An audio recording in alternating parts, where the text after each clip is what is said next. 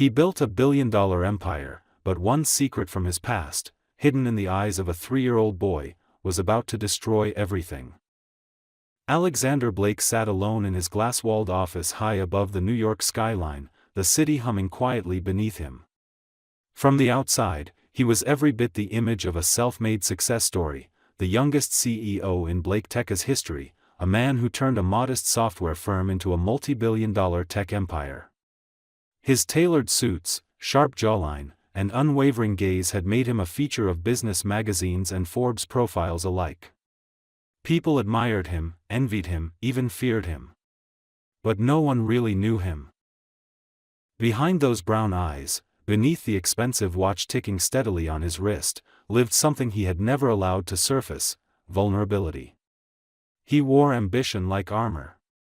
After all, weakness had no place in boardrooms or negotiations. He had learned that early, growing up with a single mother who scrubbed office floors and packed his lunches with fingers raw from cleaning solvents. He had vowed never to live like that. Never to struggle again. And he hadn't. But in the pursuit of greatness, he had buried every trace of his past. Or so he thought. It had been 4 years since the night he met Emily Harper. She was a fresh-faced intern then, all nervous laughter and bright eyes, still carrying her textbooks and dreams into the office like luggage. She was smart, smarter than most, but didn't carry herself like she knew it.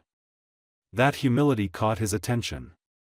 That, and the way she listened, really listened, when others only waited to speak.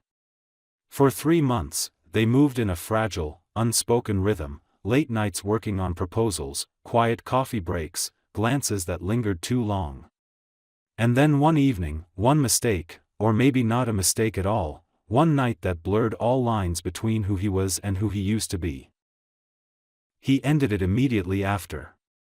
No explanations. No calls. Just distance. She left the company quietly weeks later. He told himself it was for the best. Love had no place in a world built on control, and he had mastered the art of forgetting. Or so he believed. Now, as he stared out at the lights flickering across the East River, something restless moved inside him. He was approaching 40, surrounded by power and wealth, yet untouched by something deeper. No family. No roots. No trace of that brief, confusing chapter with Emily. In his world, there was no room for ghosts, only growth. But life, it seemed, had its own timeline. And soon, one small truth, carried in the eyes of a child he didn't yet know existed, would come crashing through the carefully constructed walls of his empire.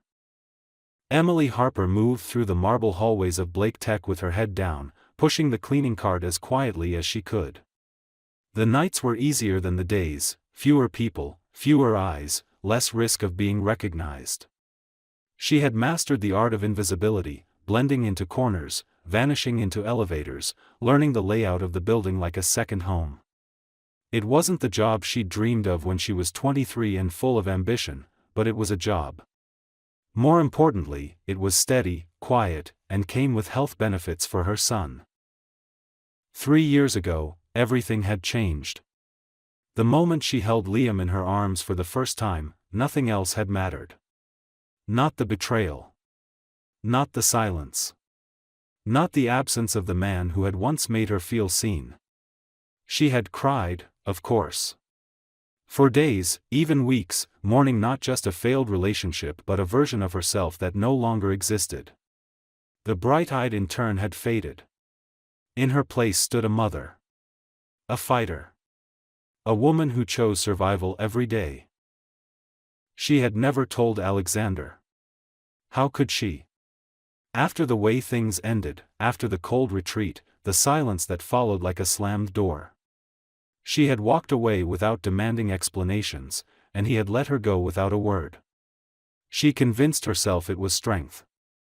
Maybe it was pride. But when the pregnancy test turned positive, reality shifted permanently. She had sat on the edge of her bed that night, holding the small white stick in trembling hands, staring into the dark and whispering the name she wasn't supposed to say aloud, Alex. Liam was her reason now. A 3-year-old with wide brown eyes that mirrored Alexander's so precisely it sometimes stole her breath. His laugh had the same rhythm, his stubborn pout was inherited straight from the Blake bloodline. But his warmth, his compassion, that was hers. She had never regretted keeping him. Not once. But she had made a vow, to protect him from everything, including the man who had unknowingly given him life. She had applied to Blake Tech on a dare from her friend after another string of rejections. The irony stung, but the paycheck was better than the diner, and she needed more time with Liam. When she got the call from Human Resources, offering her the night janitorial position, she had hesitated only briefly. Working for the man who had broken her heart was a risk. But then again, he would never recognize her. She had changed, shorter hair, tired eyes, a body softened by motherhood. She doubted he'd remember a girl from the past, not when he lived in a world of polished surfaces and forgettable faces. But the universe has a cruel sense of humor. Because the first time she passed him in the hallway, him on a call, jaw clenched, voice low, her chest tightened so violently she thought her knees might give out. He hadn't even looked at her. Not once. And that was worse than anything else. The way he moved past her like she was part of the furniture. Like nothing had ever happened. She knew she couldn't let Liam come to the office again, even for a few minutes during shift overlaps. He loved the place, the shiny floors, the big windows, the buttons on the elevators. But he also looked too much like him. It was dangerous. She had taken a chance once, bringing him by for 5 minutes when her sitter was late, thinking no one would notice. But what if he saw? What if one look shattered everything? Emily had learned to live in fragments, small pieces of joy between long hours of silence. Morning pancakes with Liam, late-night stories, the way he called her mama, with such affection it made her forget every broken thing inside her. Her dreams had changed. Once she wanted to change the world. Now, she just wanted to give her son a safe one. And even though she tried to push the thought away, some nights she still wondered. Would Alexander care, if he knew? Would he even remember her name? She had buried the answers under layers of practicality, but something deep within her ached. Because no matter how much she pretended otherwise, the truth was beginning to stir. And the truth had a way of demanding to be seen. Alexander was never the type of man to notice people who weren't in his direct line of vision. His world was carefully curated, executives in sleek suits, meetings with powerful investors, dinners with clients who could buy islands for dessert. Everything had a rhythm, a structure, a purpose. So when he first noticed the woman with the cleaning cart, he didn't quite understand why he kept noticing her. It was subtle at first, just a flicker at the edge of his focus, a sense of familiarity that made him glance twice. She moved quietly, with a kind of grace that didn't belong in the sterile, overlit corridors of his empire. Something about her pace, the way she avoided eye contact, triggered a memory he couldn't place. It wasn't attraction. At least, not at first. It was more like unease, as if some part of him recognized her, but his mind refused to cooperate. Alexander prided himself on his memory, he remembered numbers, faces, names from years ago. It was a necessary skill in business, and one he had sharpened like a blade. But this woman unsettled him. He saw her more than once, always late in the evening when most employees had gone home. She was quiet, efficient, clearly trying not to be noticed. And yet, every time their paths crossed, whether in the elevator lobby or near the service corridor, he found his gaze drifting toward her, as if his body was reacting before his brain gave it permission. At first, he dismissed it. He had been tired, overworked. Maybe she reminded him of someone from a conference, an assistant, someone he'd passed in another life. But the feeling didn't go away. It only grew sharper.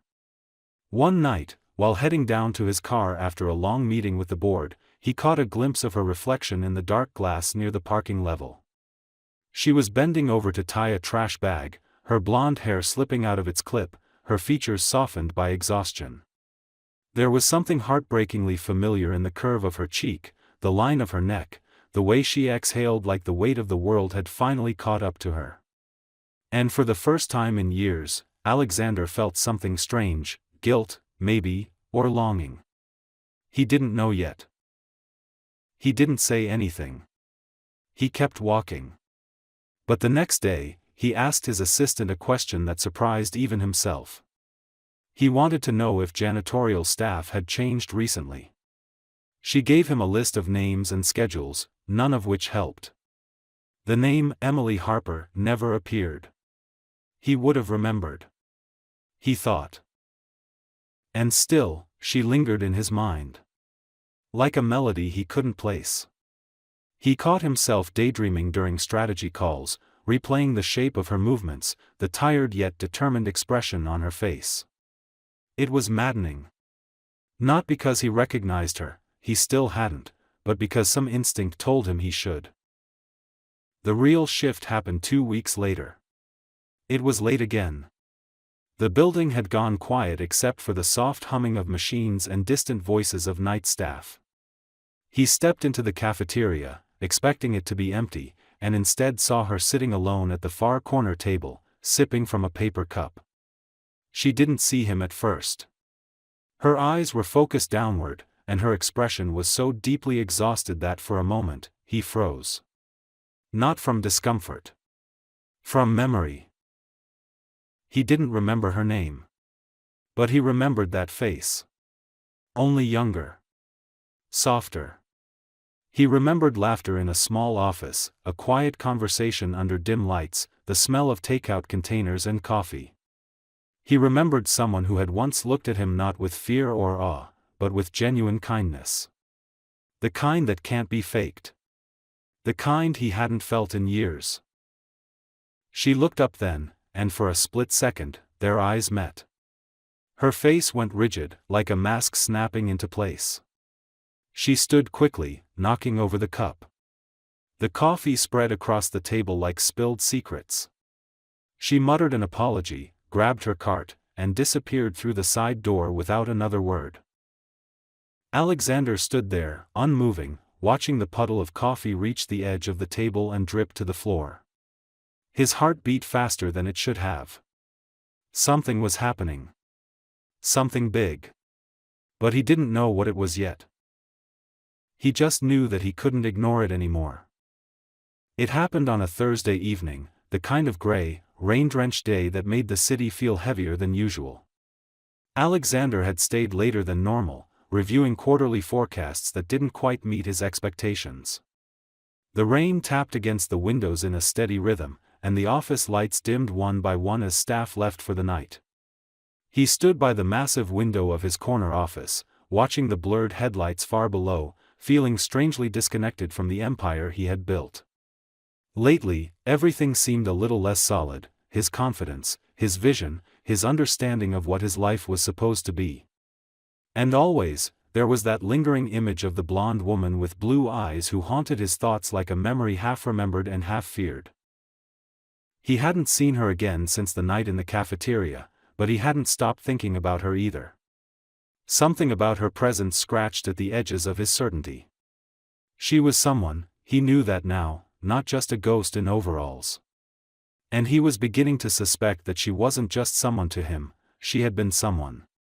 Someone important. He just didn't know how or when he had let that truth slip away. That evening, as he descended to the lobby, he caught a glimpse of her again, but this time, he wasn't alone in seeing her. A small child was with her, tugging on the sleeve of her jacket.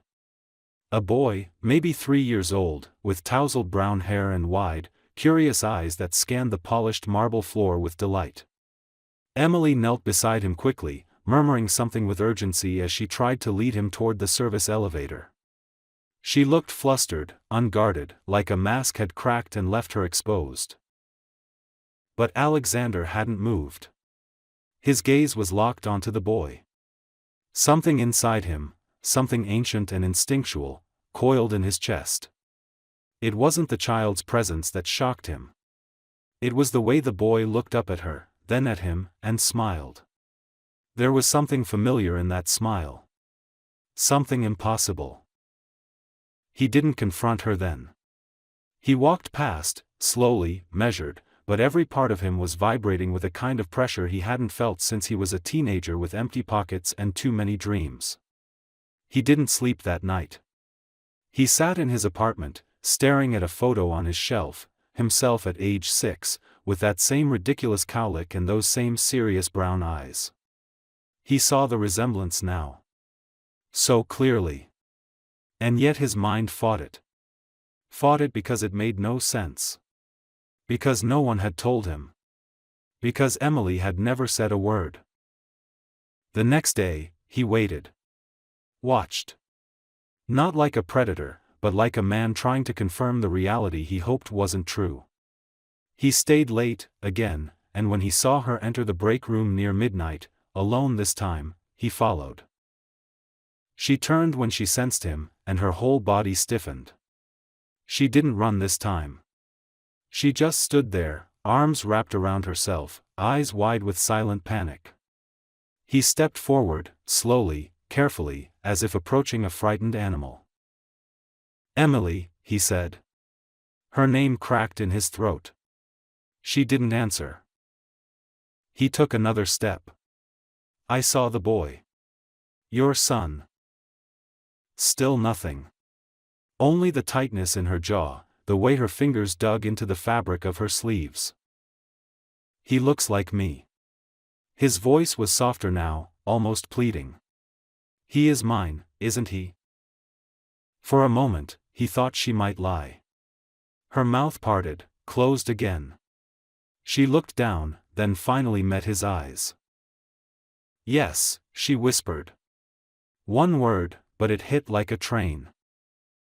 His breath caught, and the room felt suddenly too small. He couldn't process it all at once. Rage wasn't the right word. Neither was betrayal. It was something deeper, a hollow ache expanding inside his ribs. "Why?" he asked, though he wasn't even sure what he meant. Why she left, why she kept it secret, why she chose silence. Emily's eyes filled with tears, but she didn't let them fall.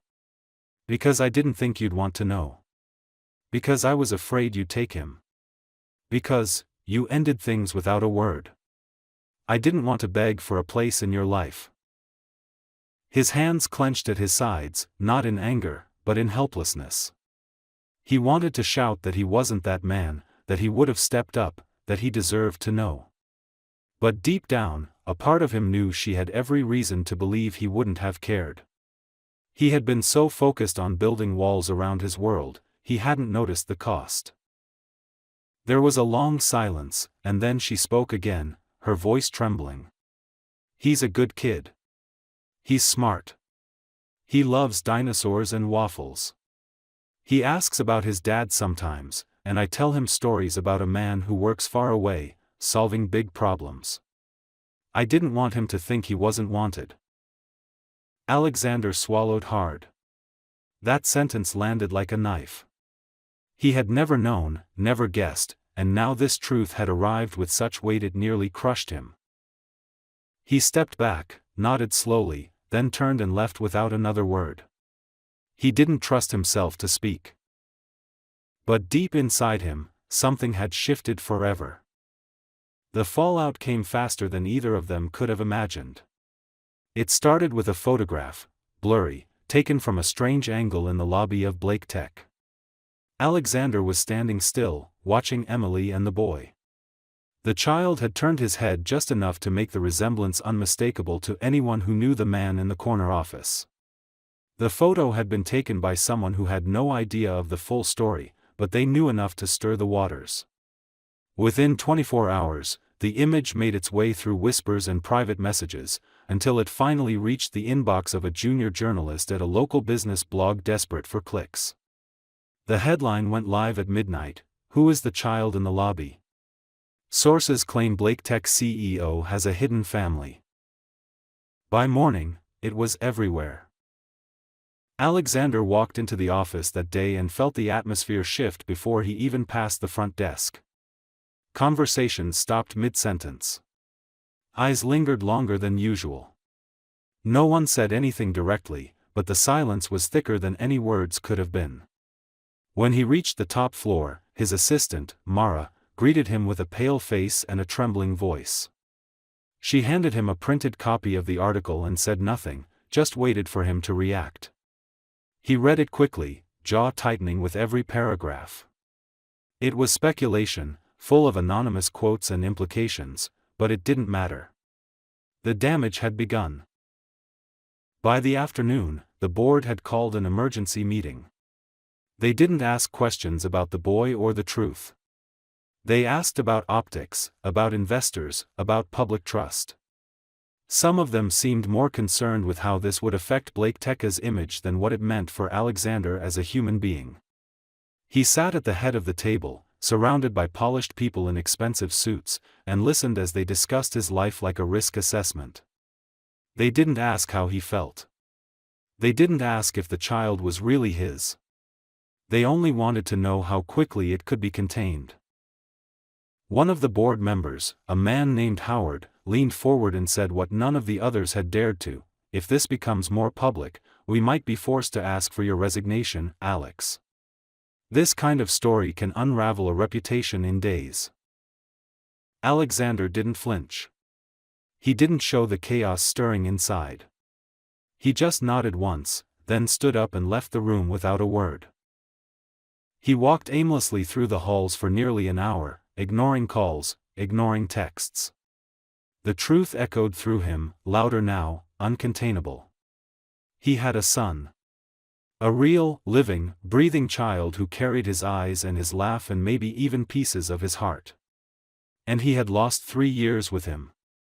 Time he could never get back. What haunted him most wasn't the scandal or the headlines, it was that Emily had been right. He wouldn't have believed her. He wouldn't have wanted the responsibility. He had been so wrapped in ambition that he might have walked away, even knowing. When he finally found himself alone in the executive lounge, he stared out at the gray skyline, the city indifferent as ever, and felt something rise in his chest, something unfamiliar and consuming. Not shame. Not fear. Love. Raw and terrifying. The kind of love that came with consequences, with sacrifice. And he knew, in that moment, what he had to do. That evening, he called a press conference. The communications team tried to stop him, tried to coach him through statements and contingency plans, but he refused. He walked onto the stage alone, dressed in a simple suit without a tie, the cameras clicking furiously as he stepped up to the podium. The room was packed with reporters, most of whom already had drafts prepared, waiting only for confirmation. He looked out over the crowd and spoke without notes. "There's something you've all seen by now, and I won't waste time denying it. Yes, the child in the photograph is my son. His name is Liam. I didn't know about him until recently. And yes, I'm the one who failed to ask the right questions when it mattered. I'm not here to spin it.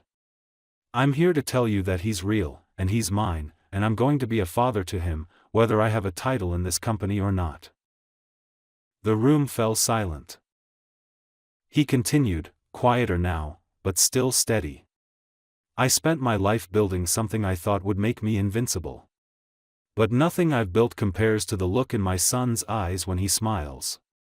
If that costs me my reputation, so be it. If it costs me my job, I'll survive. What I won't do is pretend he doesn't exist, or that I'm not responsible for him. I won't let him grow up thinking he was a mistake." When he stepped down from the podium, there were no cheers. No applause. Just stunned silence and flickering camera flashes. And it was enough. Because for the first time in his life, he wasn't performing. He wasn't posturing. He was telling the truth, and no one, no board member, no journalist, could take that from him. The fallout would come. The consequences would be real. But Alexander Blake was no longer afraid. He had a son. And that changed everything. The hours following the press conference were a blur of uncertainty, speculation, and quiet disbelief. Alexander returned to his office not knowing what waited for him on the other side of that truth. He sat in the dark for a long time, watching the light fade from the sky, uncertain of what came next. No one knocked. No one called. Even the ever-buzzing company group chat seemed to pause, suspended in collective hesitation. The world had heard his truth, but it hadn't yet decided what to do with it.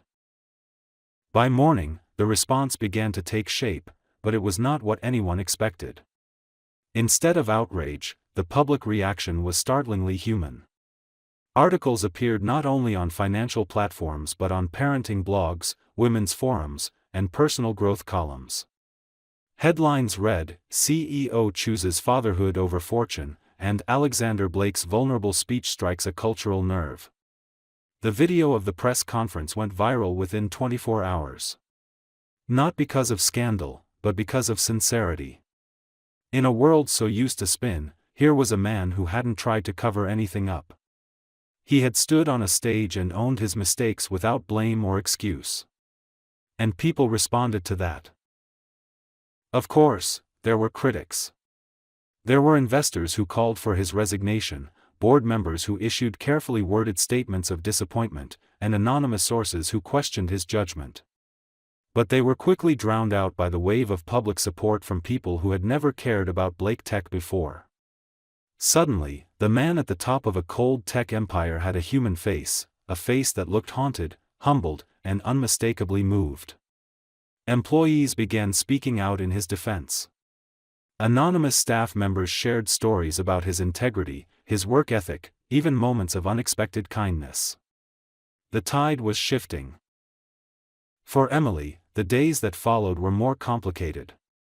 She had never wanted this spectacle, this sudden visibility. Her phone wouldn't stop ringing. Journalists hounded her at work and at home, asking for interviews, statements, reactions. Friends she hadn't spoken to in years reached out, some with kindness, others with barely veiled curiosity. She tried to shield Liam from the chaos, but even he could feel something strange was happening.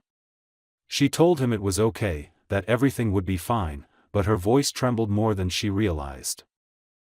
One evening, as she sat in her small apartment reading to Liam, there was a knock on the door. She froze. For a long moment, she simply stared at the handle, her heart pounding with a kind of fear she hadn't known in years. Then she stood, walked slowly across the room, and opened it. Alexander stood there, no security, no cameras, just him. His coat was damp from the rain, and he held a small stuffed dinosaur in his hand. The same one Liam had once pointed to in a store window weeks ago, when she had told him maybe next time. "I don't want to take anything from you," Alexander said quietly. "I just want to be part of his life. If you'll let me." She didn't respond at first. Her eyes were unreadable, somewhere between exhaustion and guarded hope.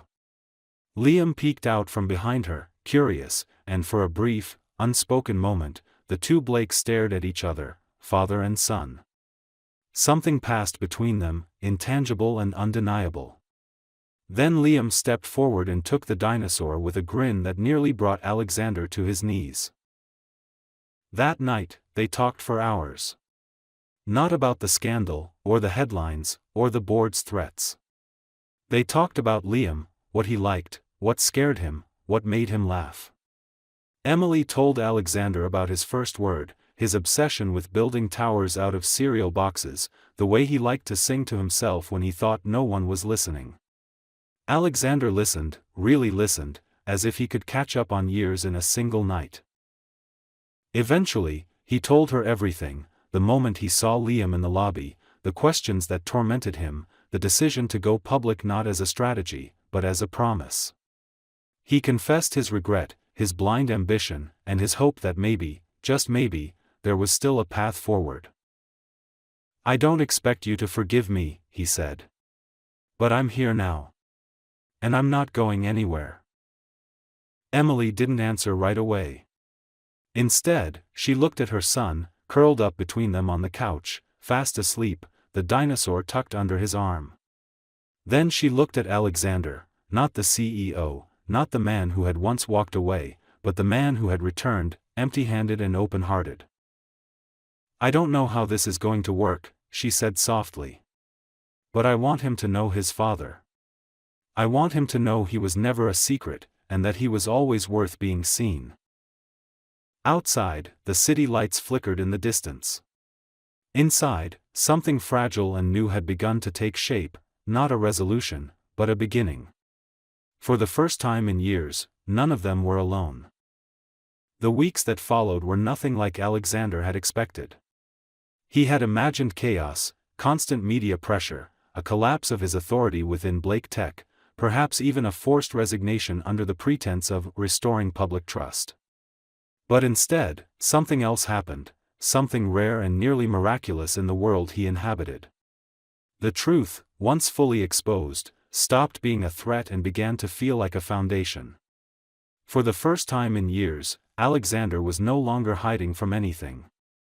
And strangely, it gave him a kind of peace he hadn't known he needed. Internally, Blake Tech faced turbulence. The board remained split, with several members still pushing for his removal, citing the distraction caused by the scandal.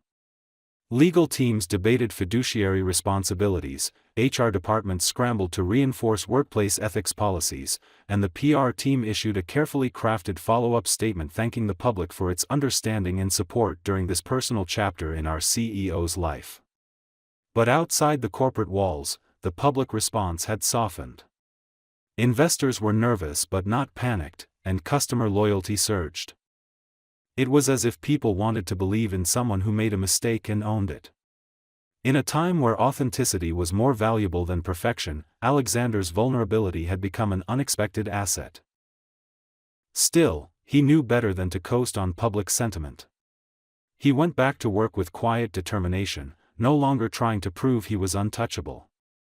Instead, he focused on listening more, delegating with trust, and building deeper connections with the people around him. He scheduled regular check-ins not just with executives but with staff from departments he'd rarely acknowledged before. For the first time in his leadership, he stopped at the break room for more than just coffee.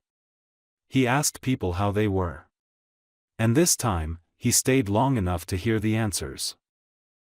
Emily, meanwhile, continued working nights for a while, even after he insisted she didn't have to.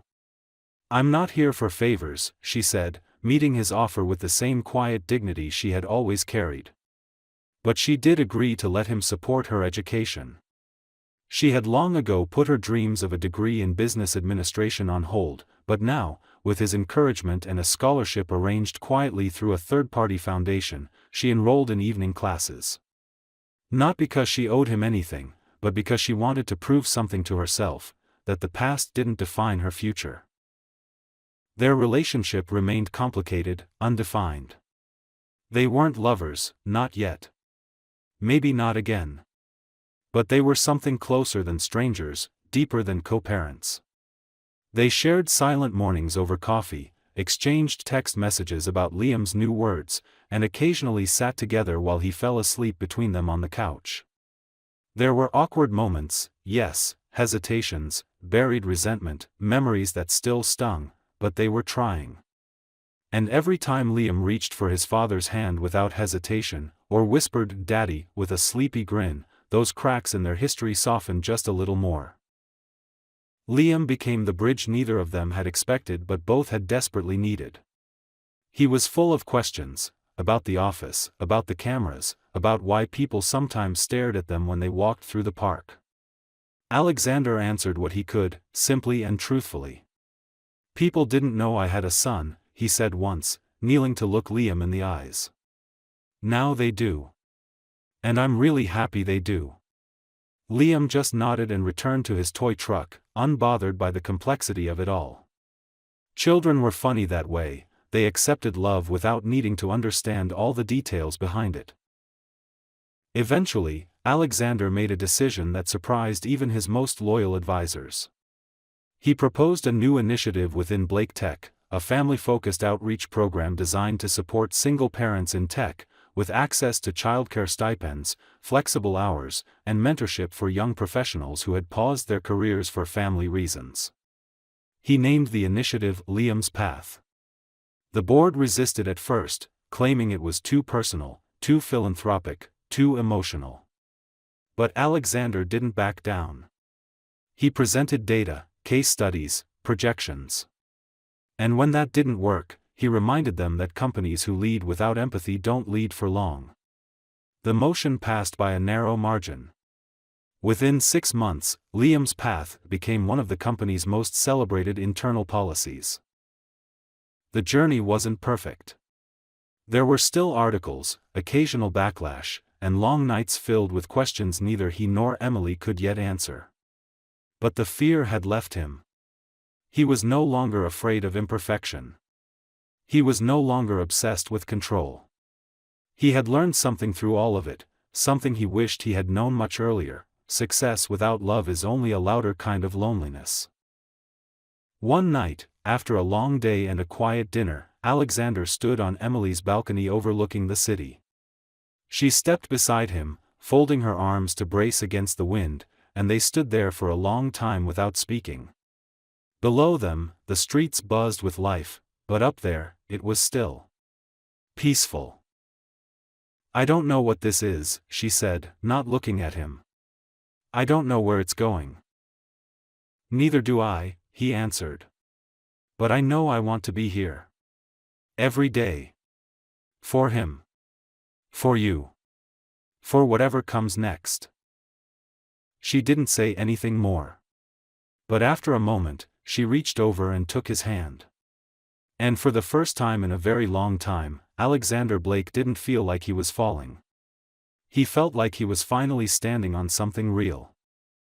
It was a quiet Sunday morning, the kind that crept in gently without urgency, brushing golden light against the windows and filling the house with a slow, peaceful rhythm. Alexander Blake stirred awake before anyone else, the soft weight of a small body pressed against his chest.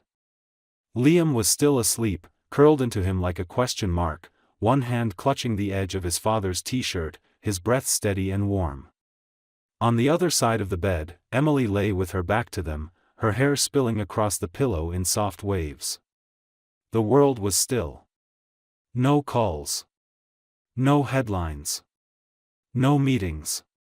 Just the sound of breathing and the soft ticking of the old clock mounted on the wall. Alexander remained still for a long time, not wanting to disturb the moment. It felt sacred, this fragile bubble of morning light and quiet love. He remembered so many mornings from years past that began in hotel rooms or corporate suites, waking to email notifications and back-to-back agendas. He used to think that was power, that was purpose, to rise early and get ahead, to move fast and always be in control. But now, with Liam nestled against him and sunlight crawling gently across the sheets, he understood that real power looked like this. Slowness. Presence. Love that asked nothing but to be held and protected. The lakeside house had been his idea. Not a mansion, not a status symbol. Just a home. A modest cabin they'd renovated together over the past year. It wasn't far from the city, but far enough to feel like the noise had finally stopped. Emily had picked the colors. Liam had chosen his room. Alexander, for once, hadn't tried to control anything. He just wanted to give them a space that belonged to them all, not his past, not her sacrifice, not the company or the brand, just them. When Liam stirred awake, blinking up with those big brown eyes that mirrored his own, he smiled sleepily and whispered, "Are we going to make pancakes today?" Alexander nodded, brushing a hand through his son's messy hair. "Of course we are. But you have to be my sous chef." Liam grinned, already wriggling out from the blankets and bouncing out of the room on light feet. The sound of his tiny footsteps echoed down the hallway, followed by the clatter of a chair being dragged toward the kitchen counter. Emily turned slightly, eyes still closed but smiling. "You're making a monster out of him," she mumbled. "A pancake-loving little dictator." Alexander laughed quietly and kissed her shoulder before getting up to follow their son. He gets it from you, he said, but they both knew it wasn't true. In the kitchen, Liam was already pulling out the mixing bowl, standing proudly on the chair like a chef about to address his brigade. Alexander joined him, tying an apron around his waist and letting the boy crack eggs, spill flour, and measure milk with dramatic concentration. It was messy. It was chaotic. It was perfect. Later, as the three of them sat on the porch with steaming plates of imperfect pancakes, watching the lake shimmer in the distance, Alexander found himself overwhelmed, not with fear or ambition or doubt, but with a kind of soft, stunning gratitude. This life had not come to him in the way he'd expected. It had arrived late. It had arrived painfully. But it had arrived nonetheless. He looked at Emily, her legs tucked under her on the wicker chair, hair blowing in the wind, laughing at something Liam had said about his pancake looking like a dinosaur. She caught Alexander's gaze and smiled, real and warm, without pretense or weight. It wasn't forgiveness, not completely, but it was peace. The kind of peace that didn't need words to exist. He had once believed that legacy was built in glass towers and stock prices, in market domination and sleek branding. But as Liam leaned against his side, sticky fingers and syrup on his chin, Alexander realized that legacy could also be built in mornings like this. In choosing to stay. In showing up. In becoming the man he never thought he had time to be. When the sun finally climbed higher and the world beyond the lake began to wake up, Alexander didn't rush. There would be other Mondays, other deals, other decisions waiting. But for now, he was exactly where he was supposed to be. And for the first time in his life, the silence wasn't something to fill. It was something to cherish. He had come full circle, not as a man returning to power, but as a man returning to himself. Not the version others had created, but the one buried deep beneath years of ambition and fear. The father. The partner. The man who had once walked away from love and had fought his way back to it, step by imperfect step. The storm had passed. The truth had been told. And in its place, something enduring had taken root. A beginning. Not of a fairy tale. But of something far more extraordinary. A life. Real. Flawed. And finally, fully lived.